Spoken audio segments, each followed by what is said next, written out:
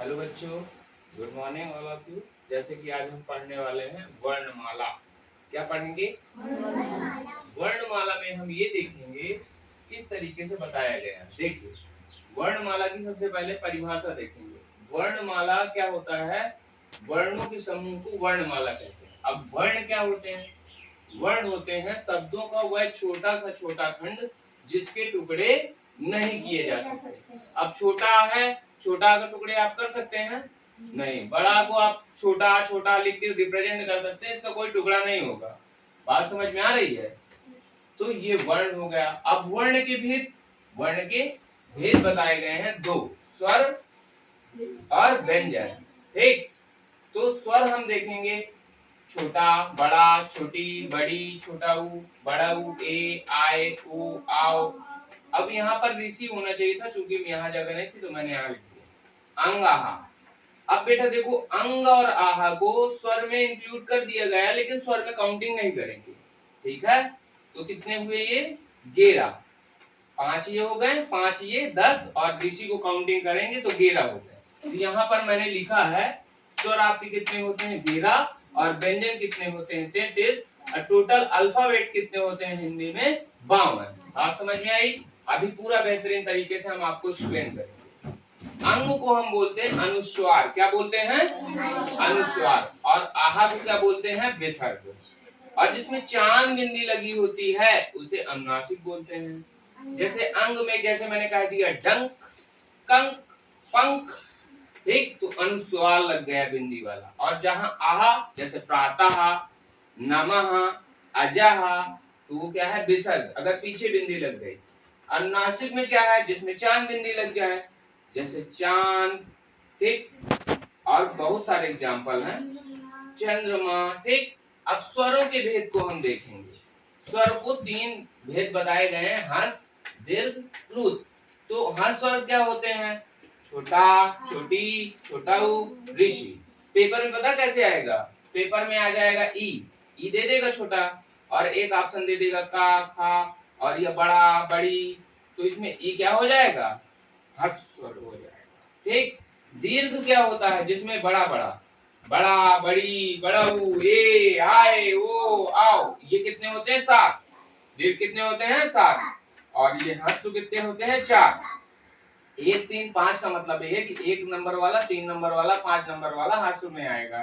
ठीक, और 2, 4, 6 ये दीर्घ में आएगा। प्लुत क्या होता है? इसमें बोलने में आवाज बहुत ज्यादा निकालनी पड़ती है। स्वर और दीर्घ से ज्यादा, दीर्घ से बहुत ज्यादा आवाज निकालनी पड़ती है, इसे प्लुत कहते हैं। जैसे ओम, ठीक, राम, ठीक, तो ये क्या है? प्लुत स्वर है। इसके बाद देखिए, ये कुछ भाषाओं के बारे में हमने बताया है। जैसे आपकी मदर टंग कुछ भी हो सकती है, जिस स्टेट में आप रहते हैं, जिस विलेज में रहते हैं, वो आपकी मदर टंग हो सकती है।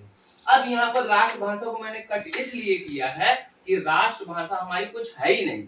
ठीक, कुछ कहते हैं हिंदी है, हिंदी राष्ट्रभाषा नहीं है, राजभाषा है। राजभाषा क्या है? हिंदी। इसको कब एक्सेप्ट किया गया? 14 सितंबर 1949 को हिंदी को राजभाषा बोला गया। ठीक, इसलिए हिंदी दिवस भी 14 सितंबर को मनाते हैं। ऑफिशियल लैंग्वेज हिंदी है, और एसोसिएट ऑफिशियल लैंग्वेज क्या है? इंग्लिश। ठीक, सह राजभाषा है आपकी इंग्लिश, और राजभाषा है हिंदी। फिर से कहता हूँ, राष्ट्रभाषा कुछ नहीं है, राष्ट्र सब कुछ नहीं है।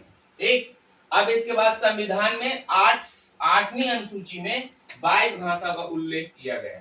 ठीक, 22 भाषा है।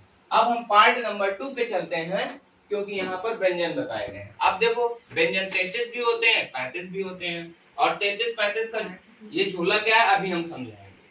पहले हमने देखा का से क्या तक लिख लिया यहाँ तक। ठीक, अब थोड़ा देखा का, खा, गा, घा, अंगा, चा, छा, जा, झा, इया, टा, ठा, डा, डा, आड़ा, ता, था, धा, धा, ना, पा, फा, भा, भा, मा। बेटा इन्हें स्पर्श व्यंजन कहते हैं। अब देखो 5, 10, 15, 20, 25, तो इन्हें क्या बोलेंगे? स्पर्श व्यंजन। यहाँ तक बात समझ में आई? हमने कहा सर ये का, खा, गा, घा, अंगा, ये है क्या? हमने कहा इसे बोलो का, कंठ से आवाज निकलेगी, का, खा, गा, घा, ये कहां से निकलेगी? कंठ से। और चा, छा, जा, झा, इया, ये कहां से निकलेगी? तालू से। ठीक, चा। ये जो जीभ है ऊपर टच करेगी, तालु, ठीक है, चा, छा, ठीक। मूर्धन, जब मूर्धन में क्या होता है, जब टा टमाटर बोलेंगे टा, तो आपकी जीभ क्या हो जाएगी, थोड़ा सा टेढ़ी हो जाएगी, टा, ठा, डा, है ना, टेढ़ी हो रही ना तो पलट पलट जाती है ऊपर, तभी टच करती है दंत। अब जब ता बोलेंगे, ता जब बोलेंगे तो जीभ आपकी दांतों में टच करेगी, ता, था, दा, ठीक ना। अब ओष्ठ क्या होता है, जैसे पा बोलिए, पा, जब आप पा बोलेंगे तो आपके जो ओंठ हैं, ये दोनों लिप्स हैं, वो चिपक जाएंगे, पा, फा, बा, भा, मा। अब या बोलने पे नहीं होगा, ठीक।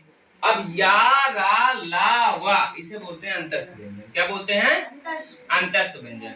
सा, सा, ये देखिए सा 4 प्रकार से बताया गया है, सा, खा, सा, हा, ये होते हैं ऊष्म व्यंजन। इनको जब बोलते हैं तो गरम गरम ऊष्मा हमारे मुंह से निकलती है, इसीलिए इनका नाम पड़ गया ऊष्म व्यंजन। तो क्या होते हैं, शाखा, साहा ऊष्म व्यंजन होते हैं, 11 लावा अंतस्थ व्यंजन होते हैं। अब देखो छत्तक, ग्यासा, ये होते हैं आपके संयुक्ताक्षर। संयुक्ताक्षर का मतलब ये है, छा छत्री का प्लस सा से मिलकर बना है। किससे मिलकर बना है, का प्लस सा से। अत्रा त्रिशूल का प्लस रा से, किससे मिलकर बना है।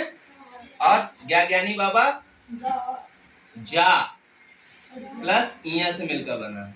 किससे मिलकर बना है, जा प्लस इया से मिलकर बना है। सरा कैसे मिलकर बना है, सा प्लस रा से मिलकर बना है। किससे मिलकर बना है, सा प्लस रा से मिलकर। तो ये चीज आप लोगों ने सीखी। अब इसमें अगर हम व्यंजन गिनेंगे तो 33 है। देखो 33 कैसे, 25 ये हो गए, ठीक। 25 के बाद हम लोग लेंगे 25 4 29, 25 4 29। अब 29 से 30, 30 3 33, ये इतने लेंगे। अब ये 35 क्यों लिख दिया हमने, ठीक, 35 क्यों लिख दिया, दो चीजें और इंक्लूड कर ली गई थी, ठीक, उनको भी अभी हम बताएंगे। ऐसे आप देखिए और इनको समझिए, फिर इसके बाद हम बताएंगे। Okay, thank you, all the best, take care, Radhe Radhe, नमस्कार।